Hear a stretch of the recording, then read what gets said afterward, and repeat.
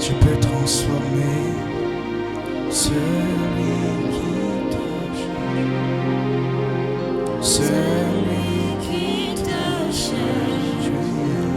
Car tu en es capable. Tu peux délivrer. Tu peux délivrer celui qui te cherche. Celui qui te cherche. Tu en es capable. Car tu en es capable. Tu en es capable. Tu en es capable. Seigneur. Tu en es capable. Capable.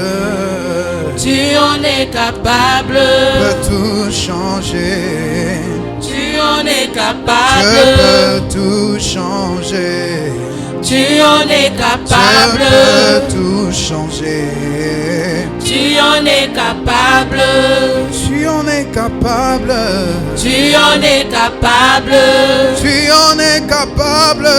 Tu en es capable. Oui, tu peux délivrer. Tu peux délivrer celui qui te cherche. Celui qui te cherche. Celui qui te Tu en es cherche. capable. Tu en es capable. Oh, tu peux délivrer. Tu peux délivrer Jésus. celui qui te cherche. Celui qui te cherche. Celui qui te cherche. Capable. Car tu en es capable. Capable. Tu peux Transformer celui qui te cherche. Celui qui te cherche. Celui qui te cherche. Oh. Car tu en es capable. Seigneur, nous avons besoin de toi, car tu es capable. Viens te glorifier puissamment ce soir. Viens nous changer, viens nous visiter. Seigneur, je te promets toute la gloire en ce soir. Tu as dit que tu as reçu le nom au-dessus de tout nom, devant lequel tout genou devrait fléchir. Seigneur, je fléchis mes genoux en ce soir. Que mon frère, ma soeur qui est venu en ce lieu trouve ce qu'il est venu chercher. Seigneur, il est plus qu'urgent pour nous de guérir, d'être délivrés des esprits qui maintiennent dans les frustrations. Seigneur, relâche ton onction. Aide-moi à parler de ta part et aide-moi à faire tout ce que tu voudrais que je fasse ce soir. Dispose chaque cœur. Merci pour ta présence qui s'intensifie, qui va s'amplifier davantage. Au nom de Jésus, nous t'acclamons, nous te célébrons, toi qui es le roi des rois, qui es le Seigneur des seigneurs. Et nous disons Amen 3 fois. Pour acclamer le Seigneur pour la chorale. Merci. Que Dieu vous bénisse. Amen. On peut s'asseoir. Mets-toi dans la présence de Dieu. Salue ton frère, salue ta soeur. Dis-lui bienvenue à ce culte. Dis-lui bienvenue, bienvenue, bienvenue. Dis-lui bienvenue à ce culte. Amen. Je rends grâce à Dieu pour la vie qu'il m'accorde en ce jour et je bénis Dieu pour la santé, pour la force, pour la grâce, parce que chaque dimanche, Dieu me choisit encore. Amen. C'est-à-dire que Dieu renouvelle son choix. Parce que Dieu peut décider de t'enlever de la terre. Qui va aller le chercher? Qui va aller lui parler? Amen. Donc, je bénis Dieu pour la grâce qu'il m'accorde. Je bénis Dieu pour la vie de mon épouse. Je bénis Dieu, Père Sam, son épouse, pour la coordinatrice, pour tout le monde, tous mes collaborateurs. Et je bénis Dieu pour ta vie, toi qui es là. Je n'ai pas entendu ton amen. Que Dieu te bénisse. Que Dieu te bénisse. Amen. Alors, nous allons continuer notre thème. Notre thème, c'est quoi déjà? Vous êtes timide. C'est quoi notre thème? Amen, qui a été béni le dimanche passé. L'urgence de guérir pour régner. Et nous avons vu le cas de David qui a été appelé à régner sur Israël. Dieu l'avait appelé à la royauté. Et j'ai dit, lorsque Dieu dit l'urgence de guérir pour régner, ça veut dire que Dieu t'appelle à un héritage. Et l'héritage, c'est la santé, l'héritage, c'est la bénédiction, l'héritage, c'est le mariage, l'héritage, c'est le travail. Et quand tu règnes, ça veut dire que tu possèdes ton héritage. Amen. Donc Dieu, pour te faire posséder cet héritage, il doit d'abord te guérir. Parce que s'il ne te guérit pas, tu ne pourras pas bien jouir de ce à quoi il t'a prédestiné. Amen. Nous avons vu que David, Dieu l'a appelé. Et lorsque Dieu l'appelle, dans le psaume 78-72, la Bible dit, il le prit derrière les brebis qui allaient pour lui faire paître Jacob, son peuple et son héritage. David les dirigea avec un cœur intègre et les conduisit avec des mains intelligentes. Amen. Donc le psaume 78-72 nous fait comprendre que Dieu avait appelé David à la royauté. Mais lorsque Dieu l'appelle, ce qui se passe, c'est qu'il va demander quelque chose à Dieu. Dans le psaume 23, le verset 3, la Bible dit, il restaure mon âme. David était appelé à la royauté, mais c'était quelqu'un de blessé. David était appelé à régner, mais c'était quelqu'un qui était fustigé. C'était quelqu'un qui était abandonné. C'était quelqu'un dont les parents ont pris le plus jeune, le Benjamin. Imaginez-vous, on habite dans un village. On prend le plus petit de la famille. On le dépose loin de la maison dans la forêt. Il n'a qu'à aller gérer les moutons là-bas. Il n'a qu'à aller garder les moutons. Et il avait 7 confrères. Mais on prend le 8e. On l'abandonne là-bas. Parce que c'est un enfant né dans le péché. C'est un enfant adultérin. C'est un enfant qui était rejeté, qui était méprisé. Parce que même le prophète a donné, n'a-t-il pas un autre enfant? Dit que c'était comme quelqu'un qu'on ne comptait pas parmi les enfants. Donc c'était quelqu'un qui a vécu beaucoup de choses. Et il disait, Seigneur, tu m'appelles à la royauté. Seigneur, tu m'appelles à faire de grandes choses. Mais je suis blessé dans mon âme. Alors il lui a dit, restaure. Il a dit ici, l'Éternel est mon berger. Et il dit au verset 3, il dit, il restaure mon âme. En d'autres termes, tu ne peux pas vouloir atteindre la royauté sans être guéri de ton passé. Alléluia. Tu ne peux pas y arriver sans être guéri de ton passé. Et la Bible nous dit, dans le psaume 78, 72, la Bible dit, verset 72, et David les dirigea avec un cœur intègre. Il les conduisit avec des mains intelligentes. En d'autres termes, David a vécu la promesse de Dieu. Il a commencé à régner, mais il a bien régné. Dis avec moi, il a bien régné. Et il a bien régné, pourquoi? Parce que son cœur était guéri. Si tu ne guéris pas de la maltraitance de ta belle-mère, tu vas faire souffrir des gens dans ta vie. Si tu ne guéris pas de ce que ton oncle t'a fait, tu feras souffrir tes employés. Si tu ne guéris pas de ce que ton pasteur où tu priais là-bas te mettait toujours derrière, tu vas faire souffrir d'autres pasteurs. Tu vas jouer au têtu. Parce que cette frustration-là va emmener un autre caractère. Si tu ne guéris pas de ce que Roger t'a fait, tu vas faire souffrir Robert. Amen. Donc lorsque Dieu nous appelle, il faille qu'il nous guérisse. Dis à ton voisin, tu dois guérir. Dis-lui, moi aussi je dois guérir. Amen. Alors aujourd'hui je vais parler particulièrement de quelque chose parce que nous allons prier. La dernière fois j'étais en train de dire, un jour en 2019 nous étions en train de passer les gens à la délivrance. Et pendant que nous étions en train de prier pour ces personnes à la délivrance, on a chassé les démons, on a fait toutes les choses. On a tout fait. On a prié, on a déclaré. L'esprit ne bougeait pas. Et à un certain moment, Dieu me dit, demande à la dame, qui est-ce qu'elle n'a pas encore pardonné? Et j'ai demandé à la dame, elle dit qu'elle avait pris l'enfant à son père. Et tout d'un coup, elle encore, vous savez quand il y a des manifestations, puis elle se tait, c'est comme si elle s'endort. Le démon l'a endormi. Et je demande, qui es-tu? L'esprit me dit, blessure, blessure. Il parle fort, il dit qu'il s'appelle blessure. Alors, qu'est-ce que j'ai appris par ce verset-là? Vous savez, dans le psaume 23, c'est une image spirituelle. Le psaume 23 montre en fait notre relation avec Dieu. Amen. Et dans notre relation avec Dieu, Dieu est le berger. Nous sommes la brebis. Et lorsque nous sommes la brebis, il arrive des choses où nous sommes en fait blessés. Les brebis sont conduites dans les vallées, non seulement dans les montagnes, mais aussi dans les vallées. Et dans les montagnes, il peut arriver qu'elle se blesse. Et quand elle se blesse, qu'est-ce qui se fait? Il y a des insectes, il y a des mouches qui viennent sur les plaies. Voilà pourquoi David dit, il ointule ma tête. Parce que les brebis se blessent. Donc ils ont besoin d'être restaurés par l'huile. Ils ont besoin que l'onction vienne sur eux pour pouvoir être en fait purifiés, pour pouvoir être protégés. Et plusieurs personnes sont blessées. Et ces blessures-là attirent en fait des insectes. Voilà pourquoi Belzéboul, on l'appelle, c'est le prince des mouches.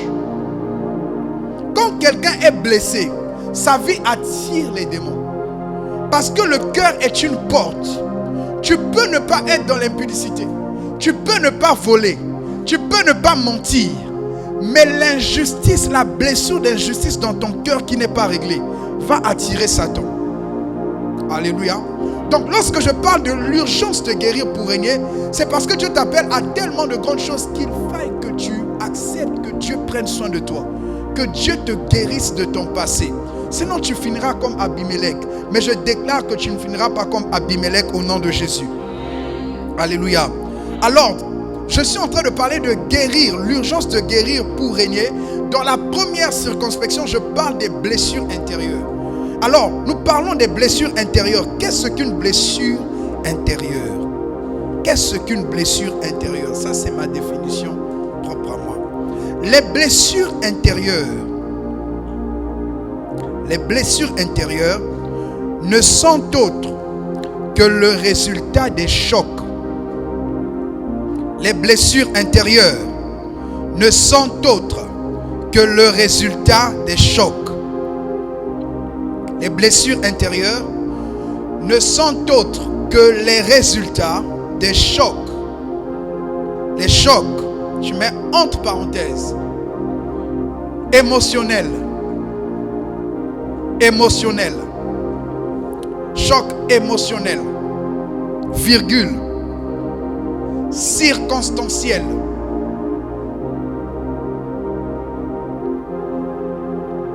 Émotionnel, circonstanciel, événementiel, virgule encore, événementiel. Je n'ai pas avancé. Virgule, voir la violence verbale. Voir la violence verbale. On ferme la parenthèse. Donc j'ai dit, les blessures intérieures ne sont d'autres que les résultats ou le résultat des chocs, entre parenthèses, émotionnels, circonstanciels, événementiels, voire la violence verbale, on ferme la parenthèse, qui affecte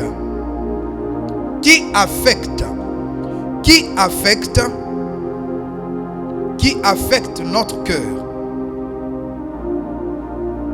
Qui affecte notre cœur au point d'impacter notre âme. Au point d'impacter notre âme. Au point d'impacter notre âme. Au point d'impacter notre âme. Des séquelles. Des séquelles. Je prends mon temps pour cette définition, c'est important. Des séquelles qui déforme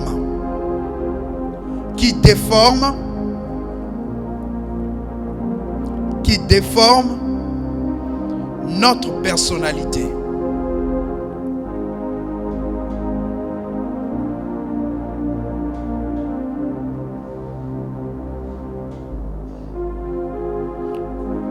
En nous rendant amers. En nous rendant amers. En nous rendant amers. Ok? Aigri. Amer, aigri. Colérique.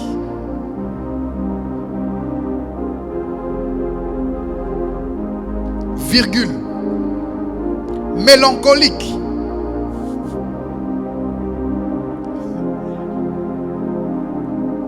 Ok? Mélancolique. Je peux avancer? En sorte En sorte, la définition est bien longue. En sorte que nous soyons dégoûtés,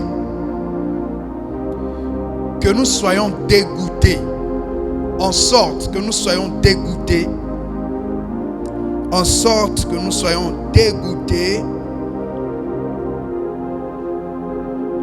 dans le dit domaine,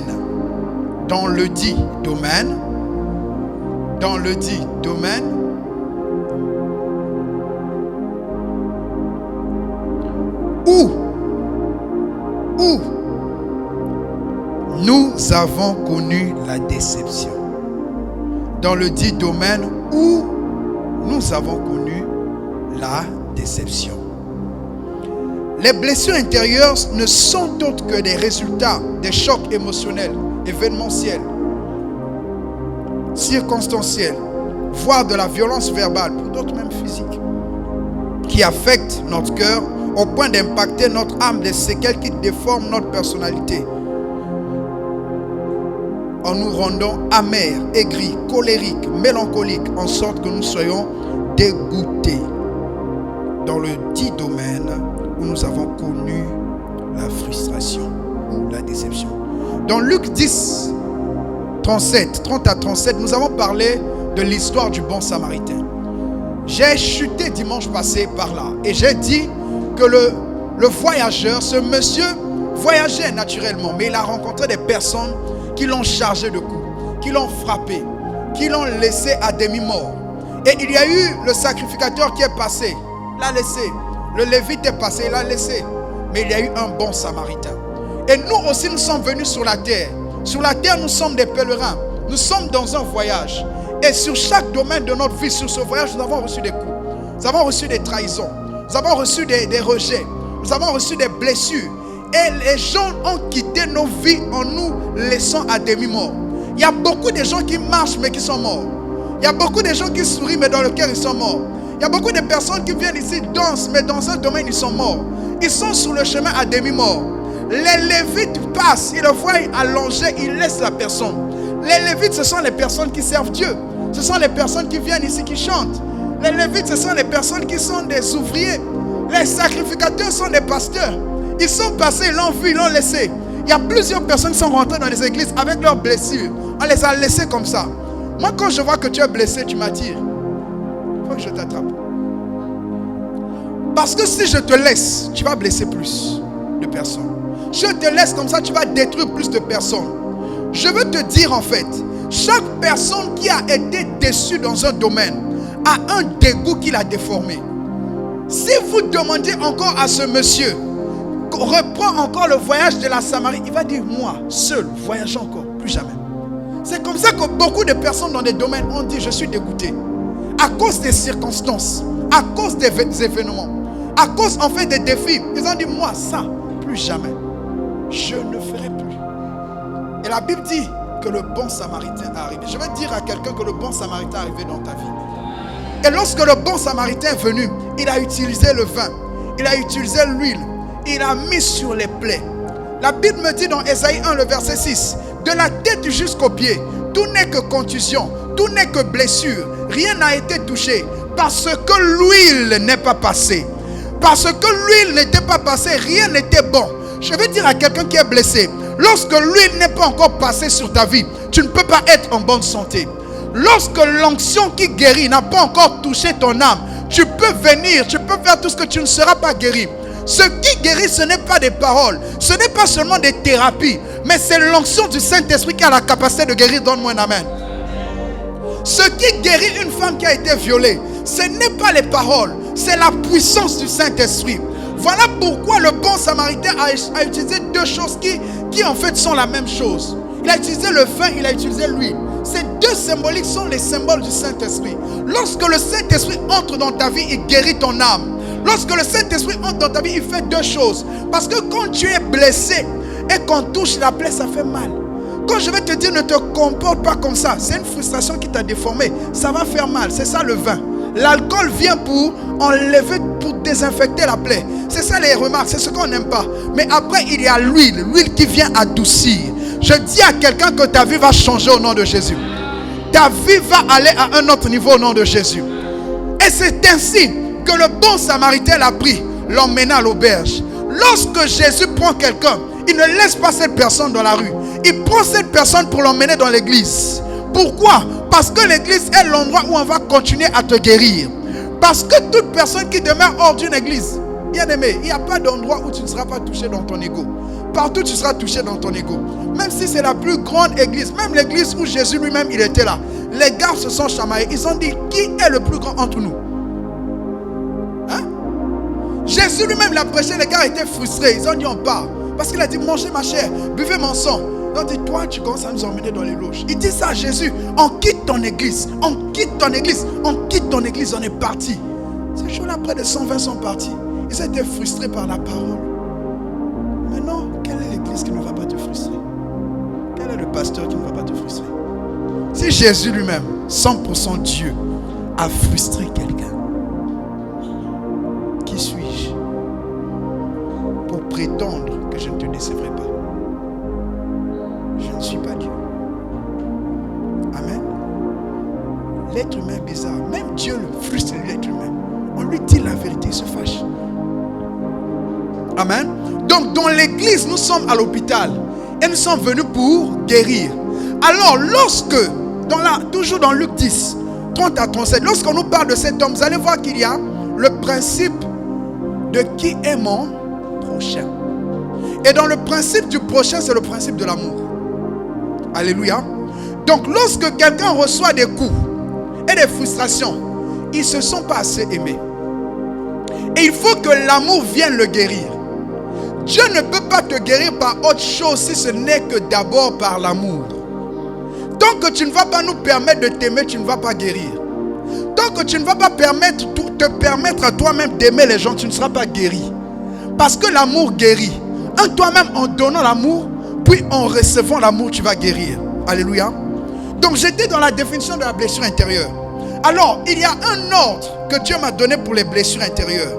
Les blessures intérieures sont de 3 ordres. Les blessures d'ordre affectif. Premier ordre. Les blessures d'ordre affectif. Les blessures d'ordre affectif. Alléluia. Les blessures d'ordre affectif, ça c'est le premier ordre. C'est quoi? Ce sont les blessures qui attraitent directement aux sentiments. Ça touche directement tes sentiments, tes émotions. Ça touche directement tes émotions. Les blessures d'ordre affectif. Quand tu as reçu un gourmet gospel, surtout en 2025, il ne faut pas passer. Le gourmet de 2025, c'est brutal. C'est le Nimakoko. C'est-à-dire, c'est un revers de la main. Si tu es déçu en amour en 2025, c'est trop fort. Maintenant, on peut t'éviter ça par des conseils, par des prières. Viens, on va te donner comment éviter le gourmet. Parce que les frustrations amoureuses, je passe. Ok? Donc ces blessures ont un lien avec l'affection que nous portions à un être qui nous est cher. Donc les blessures d'ordre affectif touchent directement quand tu es proche de quelqu'un que tu aimes.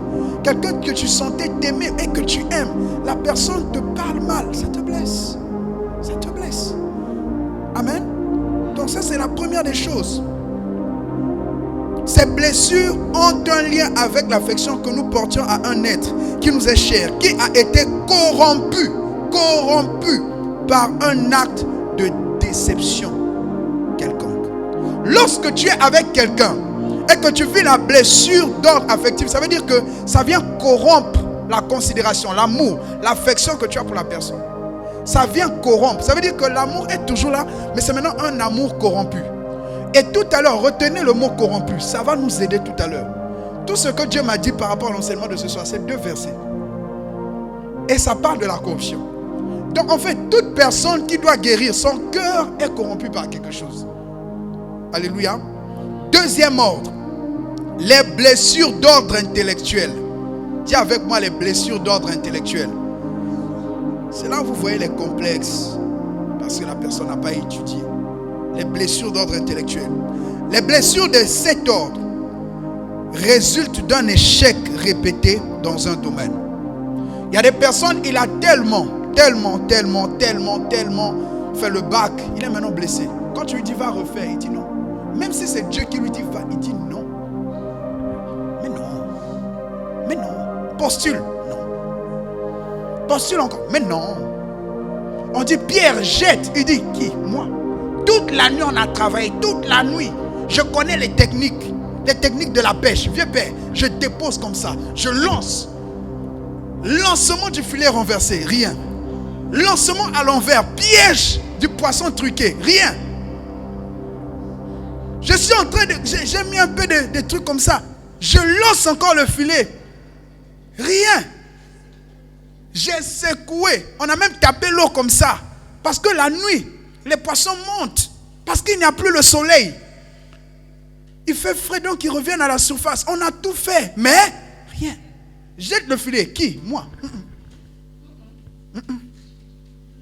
Postule encore? Non. Fais le business? Non. Blessure d'ordre intellectuel. Il avait investi 500 000. Tout l'argent est passé. Donc quand il dit investir encore, ne m'énerve pas. Dès qu'il voit séminaire sur l'entrepreneuriat, tu ne vas pas venir. Oh, j'ai des choses à faire. Je suis pressé. Tu dis, j'étais à un séminaire d'entrepreneuriat. Oh, viens, on va manger. Arrête-moi ça. Mais tu te fâches contre moi. Est-ce que c'est moi qui ai créé ton échec?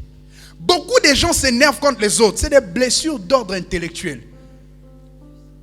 Tu es frustré de la vie. Intellectuellement, tu es blessé. Tu es buté. Tu ne peux plus rien faire. On t'a dit, présente le sujet. Tu as présenté le jour-là, tout le monde s'est moqué de toi. Viens encore présenter. Moi, présente encore. Moi, je ne fais pas faire. Maintenant, Dieu te dit, fais un projet, va montrer. Moi, je ne veux pas. En fait, vous allez voir que le diable va t'emmener même à résister à Dieu par des frustrations, des blessures d'ordre intellectuel. Ça peut être dans le domaine des études, tout comme dans le monde séculier ou en entrepreneuriat.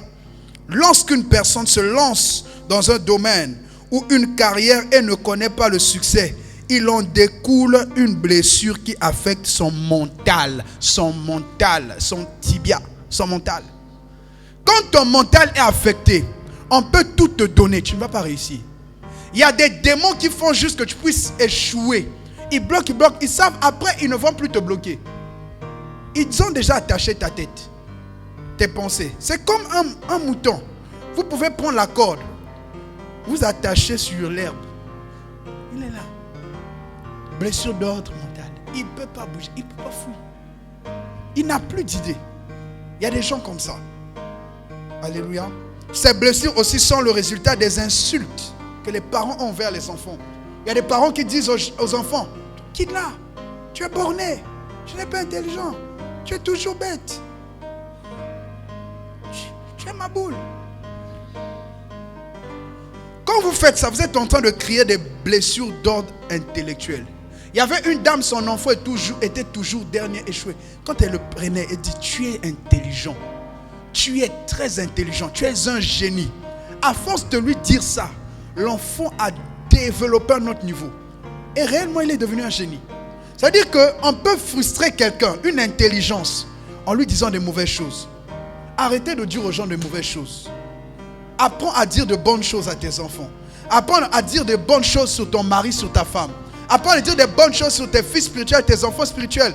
Apprends à dire des bonnes choses à tes subalternes au travail. Dis non, il y a des gens qui me disent, mais ce que tu dis, j'ai dit ce que je dis, c'est ce qui va être. Amen. Arrête d'insulter la femme, tu as mal préparé. Elle a mal préparé. Est-ce qu'elle est mauvaise ou c'est la nourriture qui était mauvaise? C'est la nourriture. Elle est bonne. C'est une bonne femme. Elle peut mieux faire. Donne-moi l'amen. Il y a des gens même où tu as mal fait bouillir l'eau. L'eau là n'est pas bien bouillie. Ça s'est un peu calciné. Est-ce que c'est elle qui est une mauvaise personne ou c'est l'acte qu'elle a posé? C'est l'acte. Donc ne condamne pas la personne. Alléluia. Dis à ton voisin, tu es une bonne personne. Dis-lui, tu es la meilleure dans ton domaine. Troisième ordre des blessures. Les blessures d'ordre de culpabilité. Les blessures d'ordre de culpabilité. Les blessures d'ordre de culpabilité. Les blessures d'ordre de culpabilité.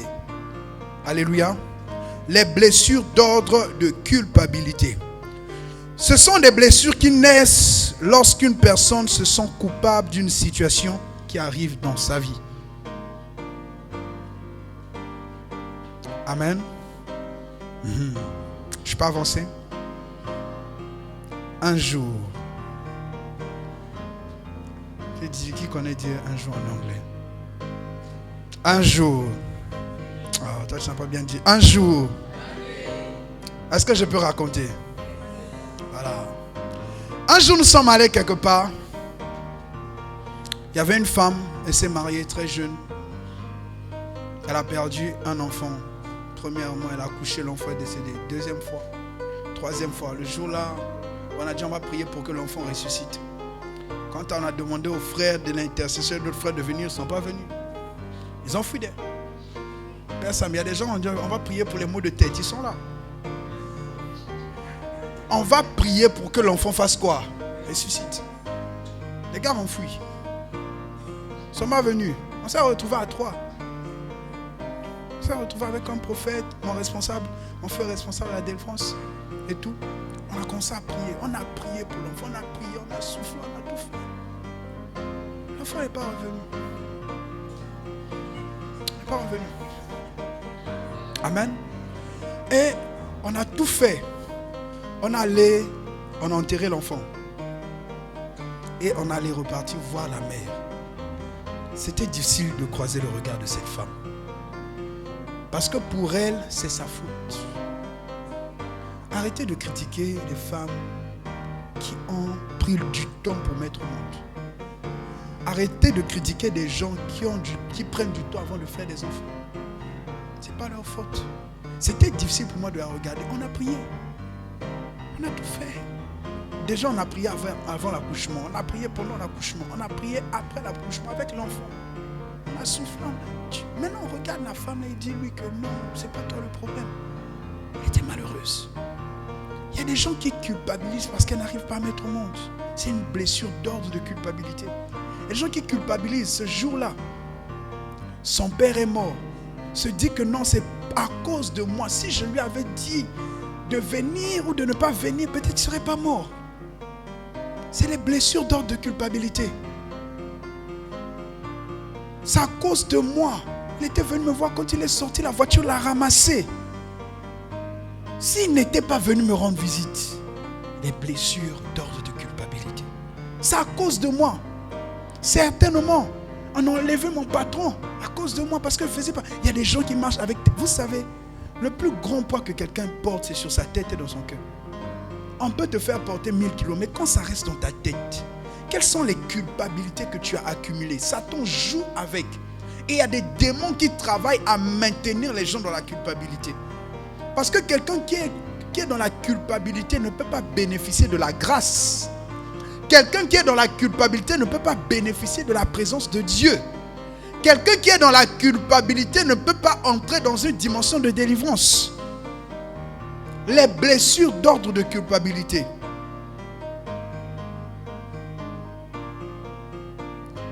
Il y a des femmes comme ça, dès qu'elle épouse quelqu'un, la personne meurt. Donc elle a maintenant peur même des fiançailles. Même le jour où Dieu envoie l'homme qui doit la délivrer, elle a peur, elle dit, je ne veux pas que tu meurs. Je ne veux pas que tu meurs. Les blessures d'ordre de culpabilité. La personne se dit, c'est à cause de moi. Combien de choses te disent, c'est à cause de toi? Même dans les choses de Dieu, il y a des gens, tu vois, le pauvre pasteur, c'est sûr que c'est à cause de moi, l'église ne produit pas. Il y a des gens comme ça. C'est sûr que... Vous savez, tu n'as pas encore vécu ça. Si tu n'as pas encore vécu, je t'annonce, tu vas vivre ça. Ce n'est pas une malédiction. C'est le processus de la vie. Tout le monde passe par là. Amen. Il y a des gens qui culpabilisent. C'est à cause de moi, mon papa est mort. C'est à cause de moi, mon frère était décédé. C'est à cause de moi. Donc cette culpabilité-là, ça te ronge, ça te ronge. Tu ne peux pas voir l'avenir. Tu ne peux pas avancer. C'est à cause de moi, mes parents sont pauvres. Tout ce qui paye, ça rentre dans ma santé. C'est à cause de moi, c'est à cause... En fait, tu es là. Tu es en train de te tuer. Mais je vais te dire que Dieu est venu pour te délivrer. Dieu est venu pour te changer. Jésus a dit, l'Esprit de l'Éternel est sur moi car il m'a oint pour annoncer la bonne nouvelle aux pauvres. Pour guérir ceux qui ont le cœur brisé. Dieu est venu pour guérir toute forme de blessure. Je ne sais pas ce qui se trame dans ta vie, mais Dieu a la capacité de te guérir. Donne-moi un amen. Alors, Dieu est en train de me dire quelque chose. Lisons dans le psaume 16, le verset 10. Le psaume 16, le verset 10. C'est l'unique verset que j'ai entendu clairement. Que Dieu m'a donné pour vous. Oui. Psaume chapitre 16, le verset 10. Oui. Car tu ne livreras pas mon âme au séjour des morts. Tu ne permettras pas que ton bien-aimé voie la corruption. Reprends encore s'il te plaît. Car tu ne livreras pas mon âme au séjour des morts. Tu ne permettras pas que ton bien-aimé voie la corruption. Amen. Que l'église dise Amen. La Bible dit, car tu ne livreras pas mon âme au séjour des morts, tu ne permettras pas que ton bien-aimé connaisse la corruption. Écoute-moi. Lorsque Satan veut atteindre la vie d'une personne, il commence par tuer son cœur. Il envoie la corruption dans son cœur. Et comment est-ce que la corruption entre dans ton cœur sans même d'abord avoir convoité? Ça passe par des blessures intérieures. La blessure intérieure, j'étais à Abidjan, Dieu m'a dit, la blessure intérieure est un serpent. Et c'est un serpent dont le venin est le souvenir. Le mauvais souvenir, la douleur qui se trouve dans le mauvais souvenir, est le venin du serpent qu'on appelle blessure intérieure. Lorsque Adam et Ève étaient dans le jardin, Dieu leur a dit, vous ne mangerez pas de ce fruit. Avant que tu ne puisses être blessé, tu dois être sûr, et je vais te rappeler que tu as désobéi quelque part. Parce que lorsque Adam n'a pas veillé sur sa femme, ce qui s'est passé, c'est que la femme a eu à entendre le serpent. Les frustrations ont commencé là. C'est quand elle a accepté d'obéir au serpent et de donner à son mari le fruit, que les minutes qui ont suivi, quand Dieu est venu, et quand Dieu a demandé, Adam, c'est qui? Adam se sentit trahi. Adam s'est senti trahi. La corruption est rentrée dans son cœur. Et quand il s'est senti trahi, on lui demande qui a fait ça. Il a commencé à accuser. La justification ou encore l'accusation n'est que la conséquence du fait que notre cœur est corrompu. Une personne qui se justifie et qui dit c'est à cause d'un tel, c'est à cause de ceci, c'est à cause de cela, ça veut dire que le serpent blessure intérieure t'a mordu. Et lorsque le serpent blessure intérieur te mord, il envoie ce qu'on appelle la corruption. Parce que Dieu avait dit, le jour où vous en mangerez, certainement vous mourrez. En anglais, il dit, you will surely die. Ça veut dire, je m'arrangerai moi-même que tu meurs. Le serpent blessure intérieur t'envoie de faire des choses. Et il garde les souvenirs. Et utilise les souvenirs contre toi. Pour t'emmener toujours à mourir dans ces mêmes choses. Parce que la mort ne peut pas venir dans ton âme si ton âme n'est pas corrompue. Lorsqu'un poison entre, il corrompt le système immunitaire. C'est la raison pour laquelle quand une blessure vient, ça corrompt ta vision, ça corrompt ta manière d'aimer les gens, ça corrompt ta manière. Et ce qui fait que directement c'est une porte pour le diable. Parce que tu es une âme corrompue. Et Satan fonctionne avec les corrompus.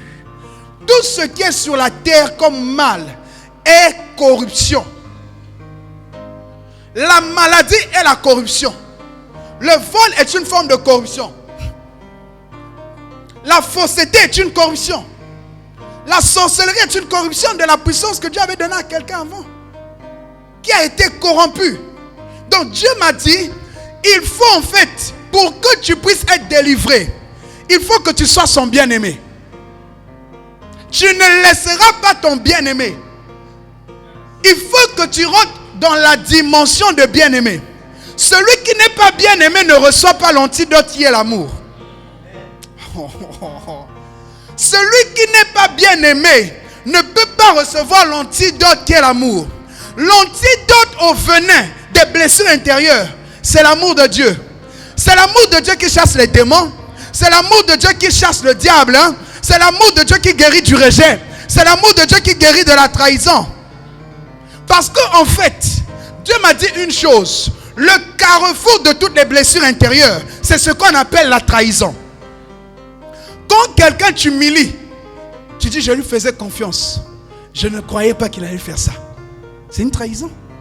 Quand quelqu'un t'abandonne, dis mon père, Je ne croyais pas qu'il pouvait m'abandonner, que ma mère pouvait me faire ça. Tu es trahi. Quand quelqu'un fait une injustice, tu te dis, je faisais confiance à ses valeurs, mais il m'a trahi. Quand quelqu'un t'abandonne, te rejette, tu dis, je croyais que tout le monde pouvait me rejeter, mais pas toi. Et tu te sens trahi. La trahison est le carrefour, le point central de toutes les blessures intérieures. Le T de trahison lui-même, c'est trahison. Le R, c'est rejet. Le A, c'est abandon. Le H, c'est humiliation. Le I, c'est injustice. Toutes les blessures intérieures tirent leur point fort de la trahison. Toute personne trahie va vivre les rejets, les abandons, les humiliations, les injustices. Et ça a commencé où? Satan a trahi Dieu. Adam s'est senti trahi. Abel a trahi. Caïn a trahi Abel. Ainsi de suite. On l'a transmis, on l'a retransmis. Partagez les lives, partagez, tapotez, mettez les cœurs. Les gens ont mis les organes, ils ont mis les tissus, ils ont mis les appareils. Et ça arrivé jusqu'aujourd'hui.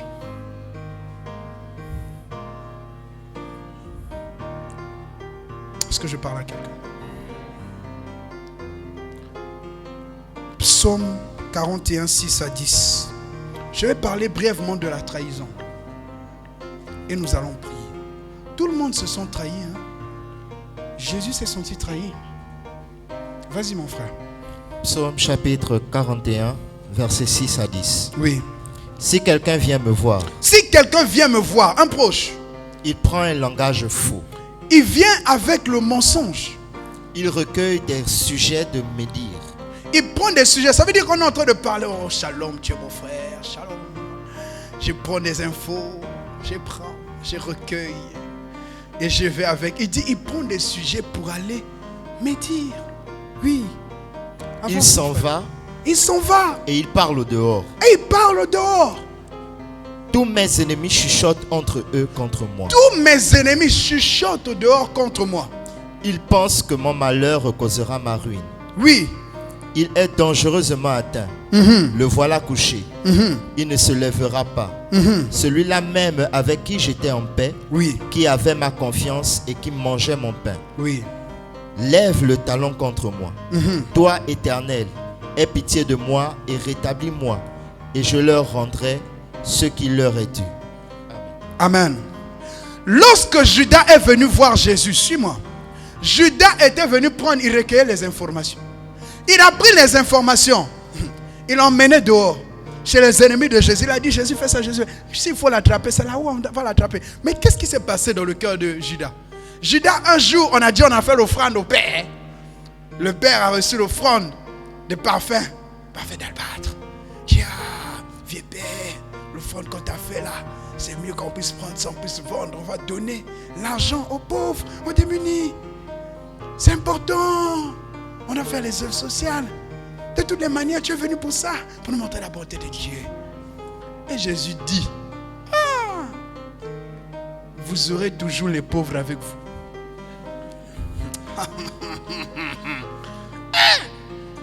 Il dit, vous aurez toujours les pauvres avec vous. Cette femme, ce qu'elle fait, c'est pour ma sépulture. Moi, je vais mourir.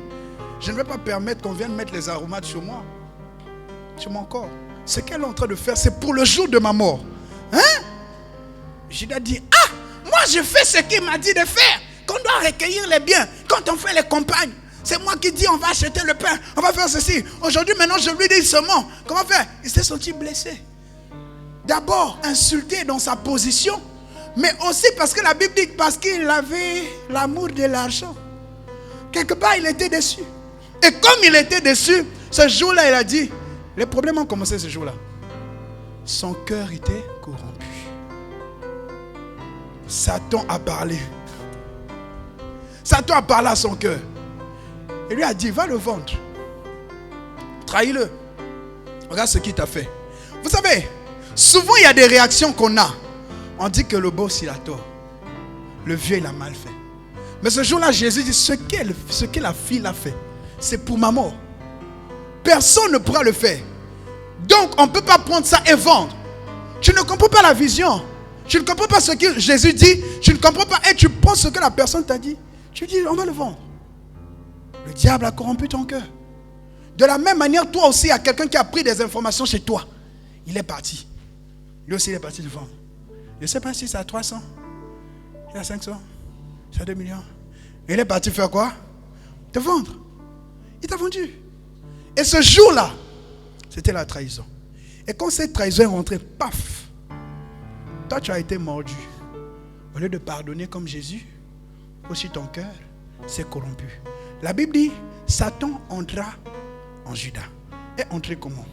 La trahison. Son cœur a été corrompu. Beaucoup de démons sont entrés dans les vies des gens parce qu'un jour on l'a rejeté. Il a refusé de pardonner. Il a dit, moi aussi, si quelqu'un me fait rando, je rendrai. Si quelqu'un m'humilie encore, je vais lui taper. Il va comprendre. Il va confirmer. Tu m'aimes? Tu as non? Tu vas sentir. Si quelqu'un vient encore seulement pour parler de mon nom comme ça, ce que je vais lui faire, il va sentir. Il va comprendre que on est né de nouveau, mais avant ça, on a un passé. Et quand tu refais la même chose, Satan dit, voilà, ouvre la porte. Ouvre la porte, voilà, fais-moi la passe, fais-moi la passe. Bah, il dit, voilà. Il y a un autre esprit qui s'ajoute. C'est comme ça que les gens qui ont été rejetés ont dit, moi je ne pardonnerai pas. On n'aime pas les gens, je reste dans mon coin. Cette attitude-là a favorisé un esprit de rejet. Ce qui était comme une offense a donné accès à un esprit. C'est là où on voit les esprits de trahison, l'esprit de rejet, les esprits d'humiliation. Tu vis tout le temps les mêmes choses. Ce sont des esprits qui sont entretenus par la catégorie des démons dont je t'ai parlé, blessures. Et ils entretiennent la porte là. Il ne faut pas que tu fermes ça. Ils vont te dire, jeûne, prie, sanctifie-toi, ne pardonne pas.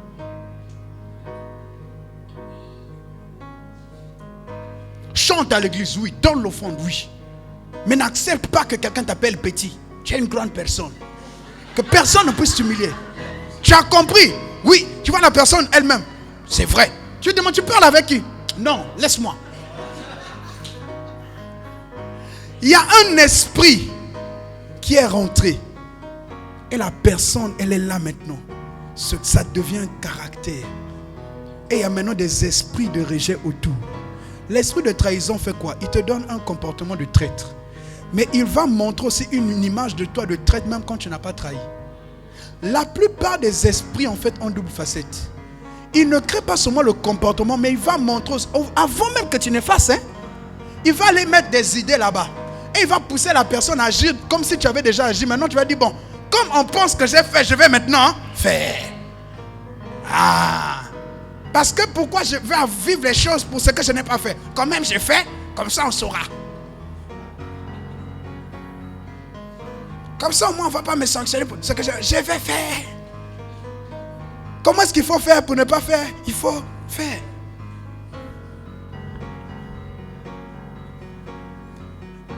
Qu'est-ce qui t'anime? Tu vis des humiliations partout. Tu pars, on t'humilie. Tu pars, on t'humilie. C'est une blessure qui doit être réglée. C'est un esprit maintenant qui travaille avec. Et maintenant tu es maintenant renfermé. Moi je finis, je vais chez moi. Je salue personne. Je ne viens pas au culte pour les gens. On est venus tous pour chercher Jésus. On est venus en détail.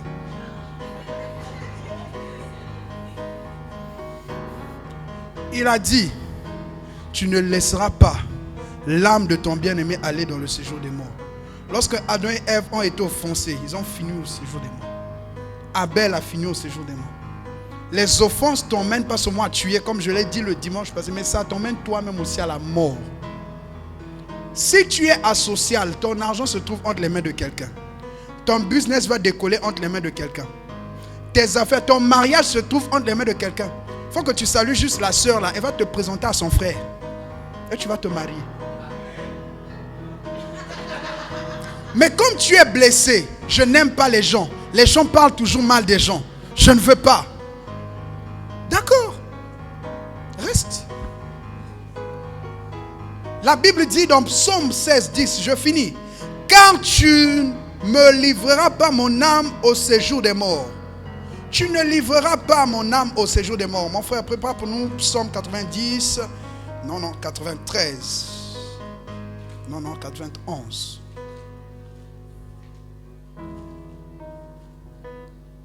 Psaume 91. Le verset 14 à 15.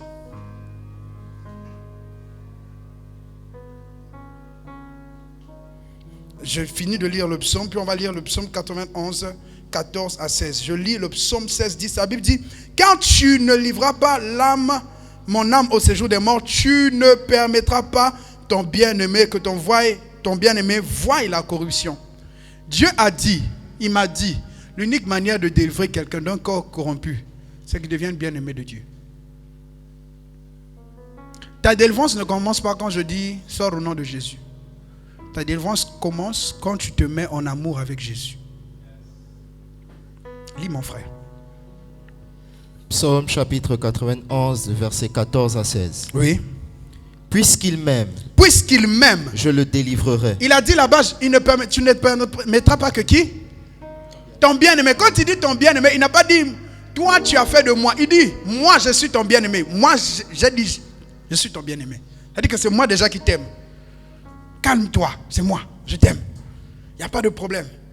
Maintenant, Dieu ici dit quoi? Puisque il m'aime, je le délivrerai. Ça, le psaume 16, là-bas, il a dit, tu ne laisseras pas ton bien-aimé. Maintenant, le psaume 91, il vient répondre. Il dit, puisqu'il m'aime, oui. Je le délivrerai. Je le délivrerai. Je le protégerai. Je le protégerai. Puisqu'il connaît mon nom. Puisqu'il connaît mon nom. Il m'invoquera. Il m'invoquera. Et je lui reprendrai. Et je lui répondrai. Je serai avec lui dans la détresse. Oui. Je le délivrerai. Oui. Et je le glorifierai. Je le glorifierai. Dans notre version, on dit je l'honorerai. Verset 16. Je le rassasierai de longs jours. Et je lui ferai voir mon salut. Amen. Amen.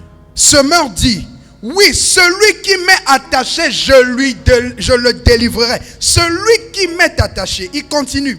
Il dit, je le protégerai. Celui qui entretient une relation avec moi. Je délivrerai celui qui entretient une relation. Dieu ne délivre pas les gens qui n'ont pas de relation avec lui. Les gens qui ne sont pas en amour avec Dieu haïssent tout le monde. Si tu n'as pas l'amour de Dieu en toi, tu te sentiras toujours humilié, rejeté. Tout, tu connaîtras. Parce qu'en fait, tu ne connaîtras jamais que là, on est en train de me corriger pour m'aimer. Toi, c'est toujours on me hait. Je protégerai celui qui entretient une relation avec moi. Lui, il m'invoquerait et je lui répondrai. Je serai avec lui au jour de la détresse. Je le délivrerai et je l'honorerai. Je parle à quelqu'un qui a été trahi. Dieu va te délivrer des démons de trahison et il va t'honorer au nom de Jésus. Dieu va te délivrer des démons d'humiliation. Là où tu partais d'humiliation, on te hue ici, on t'insulte là, on t'humilie ici. Il va te délivrer de l'humiliation et il va t'honorer au nom de Jésus. Dieu va te délivrer de l'abandon. Là où tu fais les choses, les gens ne t'aident jamais. On t'abandonne toujours, on te délaisse toujours. Dieu va te délivrer du démon d'abandon et il va t'honorer au nom de Jésus. Dieu va te délivrer des démons d'injustice.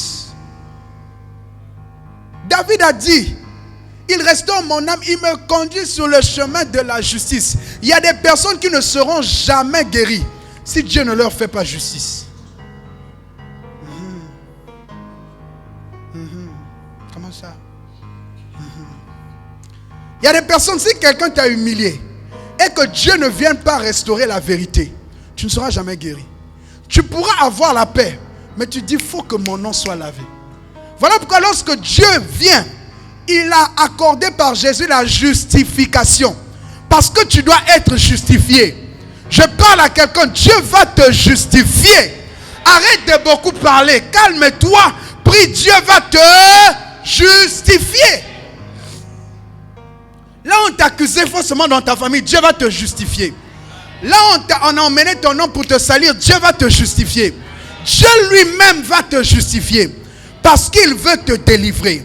Je vois Dieu délivrer des personnes, des esprits méchants, du venin des mauvais souvenirs. Il y a des gens qui ont fait tellement de choses dans le passé. Lorsque le diable ramène le souvenir, la douleur dans le souvenir, le venin travaille à nouveau. C'est comme si on a réinitialisé la blessure. Tu l'as vu lundi, il était bien. Lundi matin à 9h. À 20h, tu le vois. Moi, ma vie, rien ne marche. Moi, c'est toujours comme ça. Les gens m'abandonnent toujours. Qui t'a abandonné? Non, en 2013. En 2013. Je n'avais rien fait. Il y a des gens comme ça. Lundi à 9h, il va bien. À 20h, c'est fini. Et ces esprits de blessures là, ils fonctionnent avec les esprits des humeurs. Ils fonctionnent avec les démons lunatiques. Aujourd'hui, la personne te sourit, demain elle ne te sourit pas. Surtout ceux qui ont vécu les trahisons. Dans leur tête, il y a toujours une partie que celui-là va te trahir, il va te trahir, il va te... Donc, tant que tu ne l'as pas trahi, il n'a pas la paix. Ce sont des démons. Ce soir, Dieu va nous délivrer. La Bible dit ceci. Je ne vais pas lire le verset. Dans Cantique des Cantiques, la Bible dit, il ouvre et répand son amour sur moi. Un démon ne peut pas supporter de vivre dans un corps où il y a l'amour. Un esprit impur ne peut pas supporter là où il y a le vrai amour, là où il y a la vraie vie de prière. Je ne parle pas de ton amour à 2 balles là. Je parle du vrai amour. La personne t'insulte, tu l'aimes. Elle te demande pardon, tu dis je pardonne. C'est pas aujourd'hui tu dis que tu pardonnes, donc 2 jours après. La dernière fois, c'était toi, c'est toujours toi, encore toi. Tu ramènes toujours ce qui s'était passé. Ça veut dire que quand on veut passer à autre chose, tu dis non. Sortons les archives des blessures. On va compter combien de fois tu m'avais déjà fait ça. C'est un esprit d'ordre de culpabilité. Il va toujours te rappeler les choses anciennes. C'est des démons. Que Dieu nous délivre des blessures intérieures. Que Dieu nous délivre. Même si cette fille-là t'a trompé, passe à autre chose. Toutes les femmes elles sont pas elles. Pourquoi tu crois que tout le monde c'est Kétia? Tout le monde n'est pas Kétia.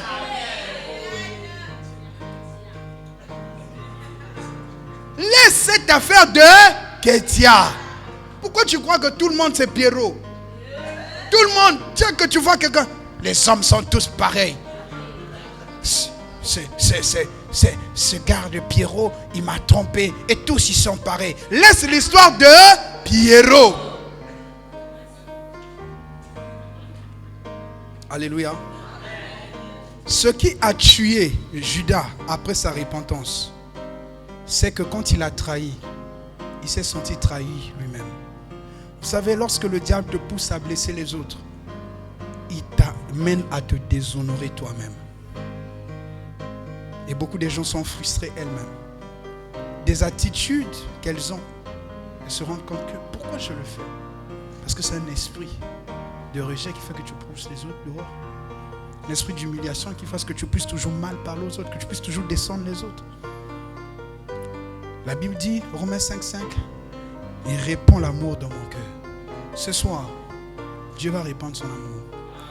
Parce que tu rentres dans la dimension d'être un bien-aimé. Et il a dit, puisqu'il m'aime. Est-ce qu'il y a quelqu'un qui aime Dieu ici?